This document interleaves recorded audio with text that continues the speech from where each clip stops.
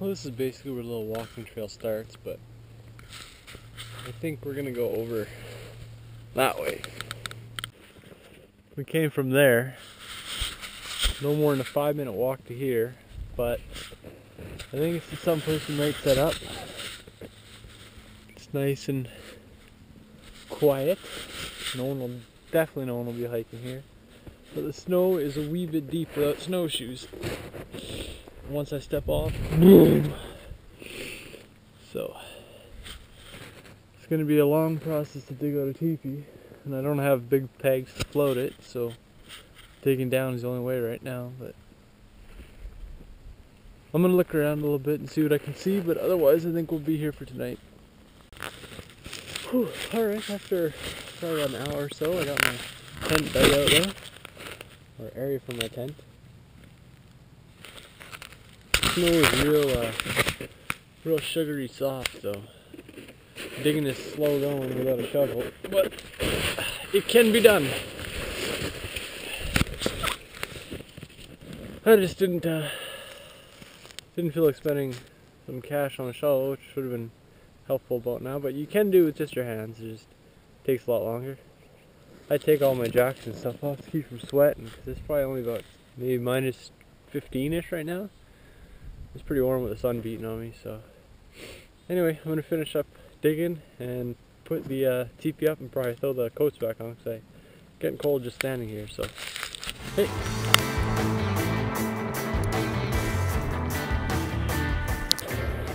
Alright, got the teepee all set up. I'll show you inside once I finish setting it up. So push snow from the inside out to help insulate it a bit. We got the snow melter 10,000 here.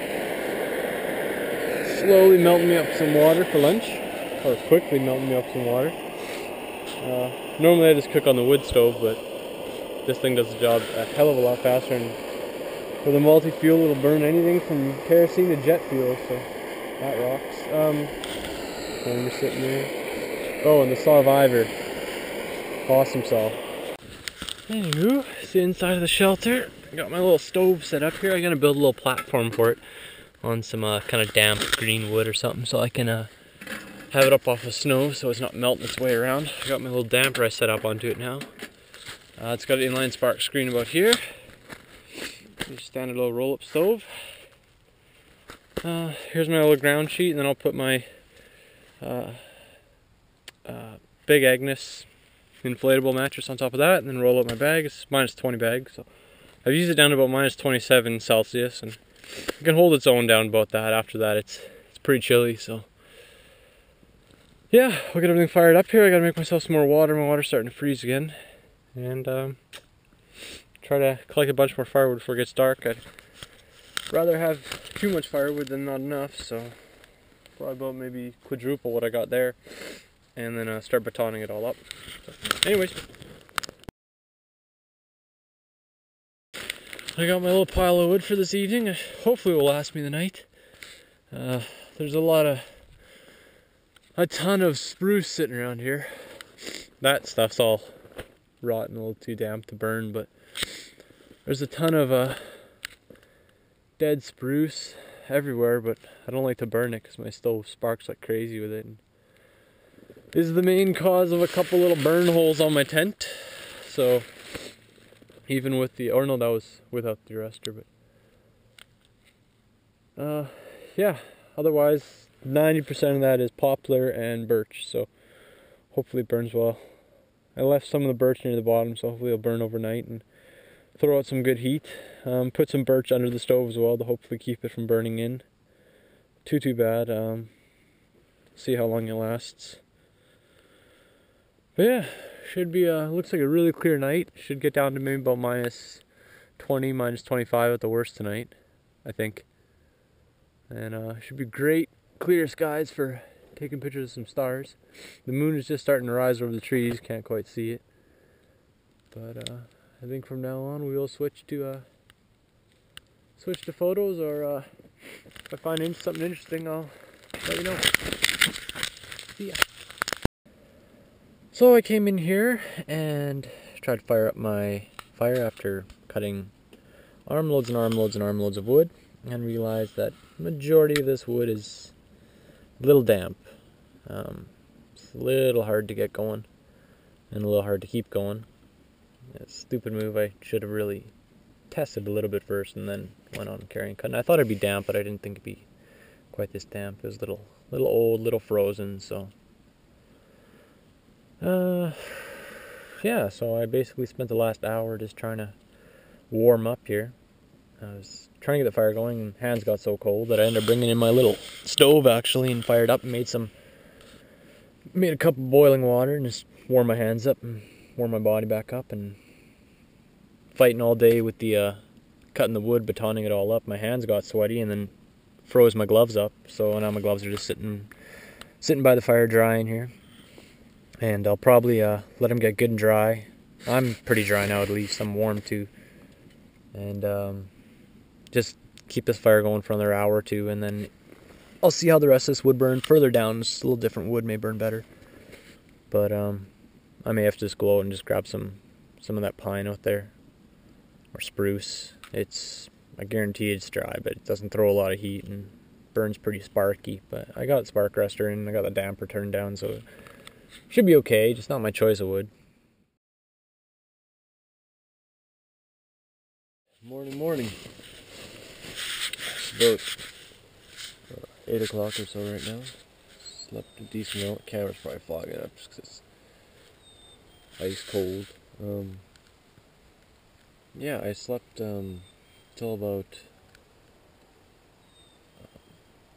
4 or so, and I woke up and I was cold, so stoked up the fire again, and then decided to try out the if you wear more layers you'll be cold kind of myth thing. So I was sleeping till 4 just in my base layers, light thermal stuff, and when I got up I put my jacket on, flipped my hood up, zipped it up, jumped back into bed, and slept warm all the way till about 8 now. So I don't know, I guess if you don't sweat there's no problem, but if you sweat I can see there'd be big problems. But it's cold enough right now that I'm definitely not sweating. It's about -20 in here at about my floor level, and I got the thermometer outside now just to see how cold it is out there. I imagine it's probably only maybe a couple degrees colder. But I'm gonna light up the stove here and warm it up.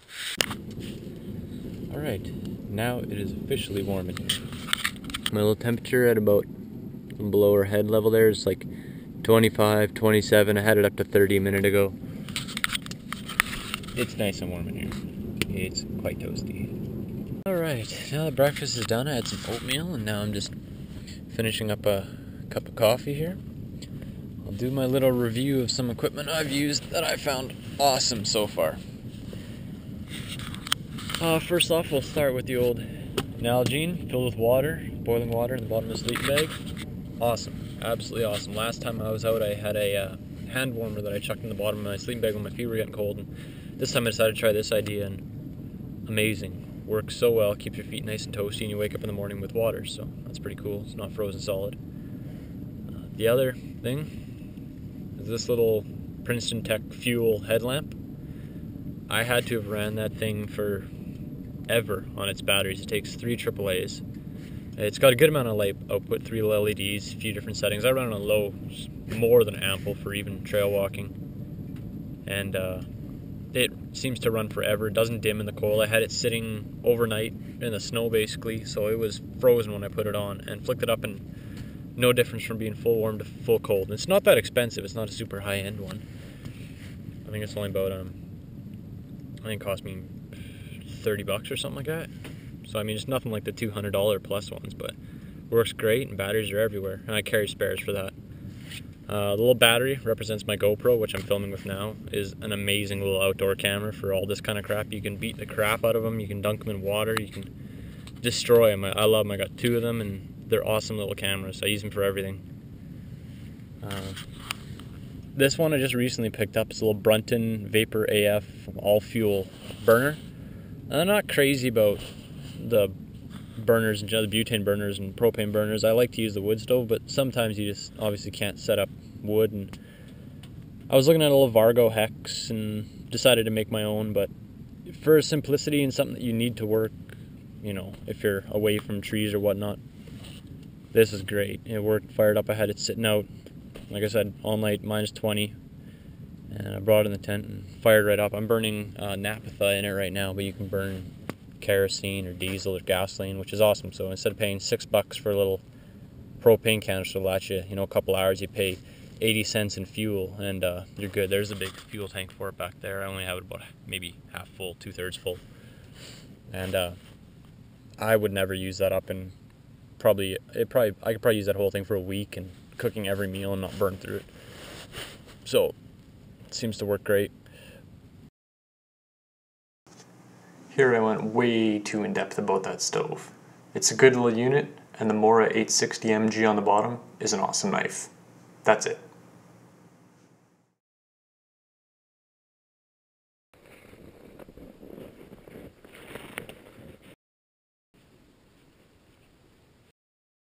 So far, this is my biggest predator, is the mighty rabbit. And I think that's my biggest concern. And they're everywhere here. There's tracks everywhere. Rabbits and squirrels are my main concern. But, usually a lot of deer, but once again, they don't come around when I'm making all the noise.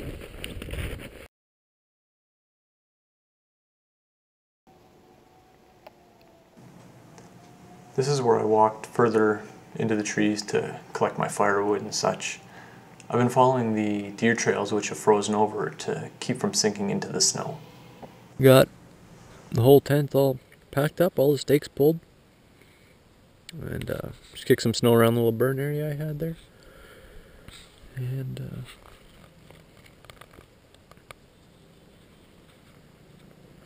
boiled up some water I had floating around there still for just a quick little lunch. La la la.